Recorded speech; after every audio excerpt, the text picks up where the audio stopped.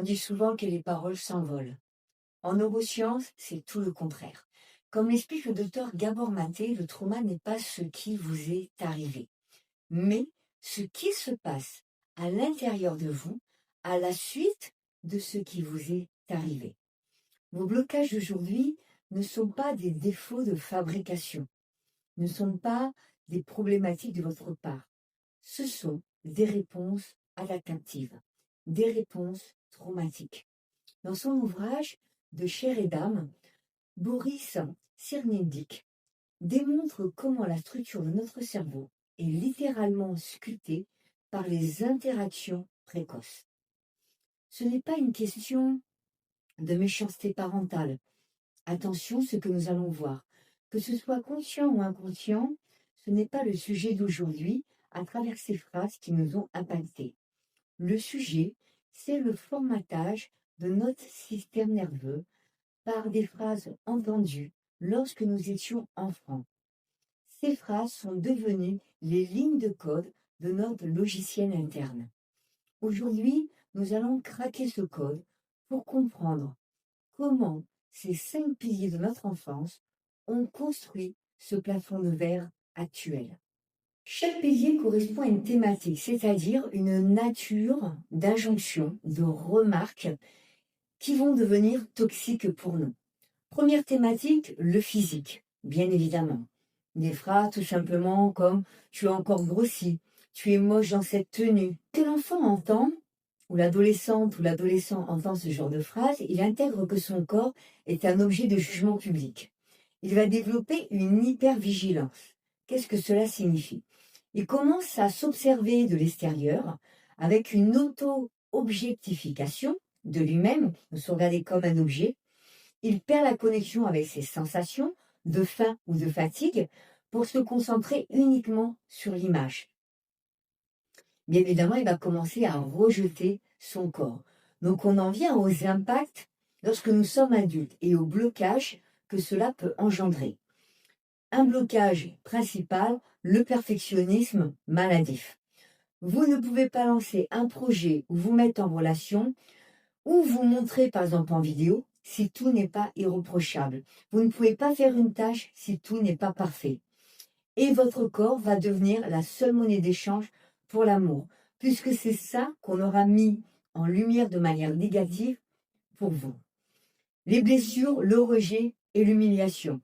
Par exemple, une conséquence de votre business ou votre travail, la peur viscérale d'être visible. Vous préférez rester dans l'ombre pour ne pas être exposé, parce que être exposé veut dire pour vous être attaqué.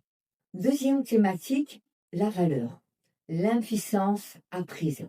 On a appris qu'on était impuissant, que nous n'étions pas capables. Phrase, par exemple, tu ne feras rien de ta vie. Tu es inutile. Quand l'enfant entend ce genre de phrase, remarques négatives, toxiques, injonctions, c'est ce que Martin Seligman appelle l'impuissance apprise.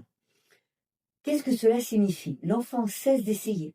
Si l'effort ne mène pas à la validation ou à la valorisation, il éteint son moteur interne de créativité. Il devient soit passif-agressif, parce qu'il est toujours confronté à son incapacité, ou totalement effacé. C'est ce qu'il croit. Il est capable, mais on lui a dit le contraire. En tant qu'adulte, quels sont les blocages? C'est le plafond de verre financier. Pourquoi? Parce que dès que vous approchez du succès de la finance, vous sabotez tout. Parce que réussir validerait que vos parents avaient tort. Et inconsciemment, votre cerveau préfère avoir raison et être en sécurité, plutôt que de réussir et être seul. Donc inconsciemment, il va valider les propos de vos parents comme une croyance, une vérité. La blessure, l'injustice. Justement, si vous sentez que ce plafond de verre bloque votre expansion malgré tous vos efforts, si vous savez que à travers cette vidéo, il est temps de décoder certains mécanismes qui sont mis en place, que vous avez le souvenir de phrases que vous ont dit vos parents à l'école, cliquez sur le lien en description pour votre bilan personnalisé de 45 minutes avec moi. On ne va pas me parler de motivation, on va parler de déprogrammation. Donc n'hésitez pas, c'est juste le premier lien dessous. Quatrième thématique, la comparaison. Nous allons aller donc vers le syndrome de l'imposteur. Il y a la notion de capacité, de valeur, mais il y a aussi la comparaison, évidemment, derrière le syndrome de l'imposteur. Les phrases qui peuvent être dites, c'est « Pourquoi tu n'es pas comme ta sœur, ton cousin ?»« Regarde, ta sœur, elle fait mieux que toi. Elle est belle, elle est douée. » Ça peut être aussi à l'école, évidemment. Lorsque l'enfant entend ce genre de phrases, d'injonctions, de remarques toxiques, l'enfant comprend que l'amour est conditionnel. Il ne s'aime pas pour qui il est, mais pour sa place dans ce classement qu'il aura été placé inconsciemment ou consciemment. Cela crée une anxiété permanente chez lui pour correspondre à l'attente des autres. Lorsqu'il est adulte, les blocages engendrés sont l'imposteur chronique. Même avec des diplômes, des résultats, vous ne cessez de vous comparer sans cesse aux autres. Dans votre travail, dans la relation, au cœur de la famille, vous vivez dans la peur d'être démasqué, comme étant moins bien que votre sœur, votre frère, vos collègues, votre camarade. Peu importe avec qui va être la comparaison, vous allez sans cesse être dans ce système. Les blessures sont l'injustice et le rejet. Le rejet, évidemment, puisque vous ne correspondez pas aux attentes, selon, évidemment, les souffrances, les blessures, le regard de l'autre, et l'injustice par rapport au déséquilibre de traitement. Les conséquences peuvent être une incapacité à créer votre projet. Vous avez tendance à copier les autres, car vous ne croyez pas en votre propre valeur. Vous pensez que les autres font mieux que vous, vu c'est ce qu'on vous a appris enfant. Dès lors, vous vous éloignez de votre nature profonde, de vos capacités, voire même de votre mission de vie. Thématique 5, le non-désir, l'extraterrestre. L'enfant qui n'a pas été désireux, qui n'a pas été conforme. Donc les phrases qui peuvent être citées, c'est « je ne voulais pas d'enfant »,« nous ne désirions pas d'enfant »,« tu n'étais pas attendu »,« tu as gâché ma carrière »,« tu as gâché ma vie ». Ce sont des phrases fortes. Lorsque l'enfant entend ce genre de remarques, c'est la blessure originelle de l'identité qui va venir immerger. L'enfant se sent comme un intrus. Il développe un imaginaire très riche pour s'évader d'une réalité où il n'est pas le bienvenu. Il peut se sentir totalement étranger à sa famille. Il se sent en décalage constant avec son environnement. Évidemment, les impacts adultes, c'est l'inadaptation sociale. C'est une difficulté à prendre sa place de leader ou à prendre sa place tout court. Vous vous sentez comme un extraterrestre dans le travail, au cœur de votre famille, au cœur de votre collègue, des valeurs qui ne semblent pas répondre à vos valeurs. Vous attendez une autorisation pour vivre ou pour réussir, ce qui ne viendra jamais, évidemment, de l'extérieur.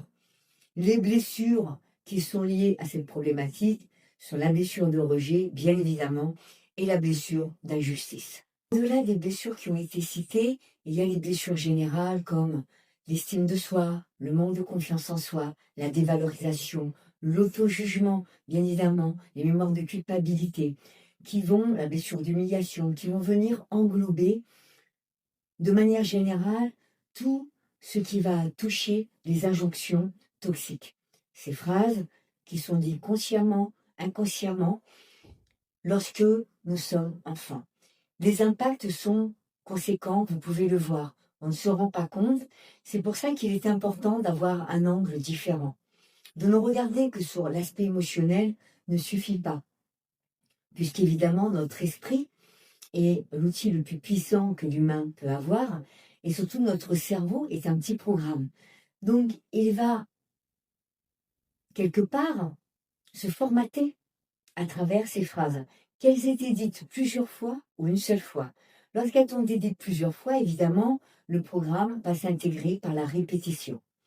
Mais des fois, une phrase va avoir un impact tel traumatique, émotionnel et psychique qu'il suffira de cette seule fois pour créer des conséquences dramatiques dans notre vie d'adulte. Comme par exemple de prétendre que nous n'aurons pas d'enfants. Je l'ai connu à travers une personne et qui à 40 ans n'arrivait toujours pas à avoir des enfants parce que cette phrase le hantait. Donc il y a de véritables conséquences importantes pour nous. Mais l'important, c'est que ce n'est pas irrémédiable. Donc comprendre ces schémas, et c'est ce que j'essaye de faire à travers cette vidéo et mes vidéos, est une première étape. Mais ce n'est que la surface. C'est la mise en lumière, ce que j'appelle. Comme le dit Alice Miller dans son livre L'enfant sur terreur, la vérité nous libère quelque part. Elle nous fait comprendre et nous déculpabilise. Mais seulement si nous acceptons de voir l'armure que nous avons construite. Cette armure, elle a été construite malgré nous.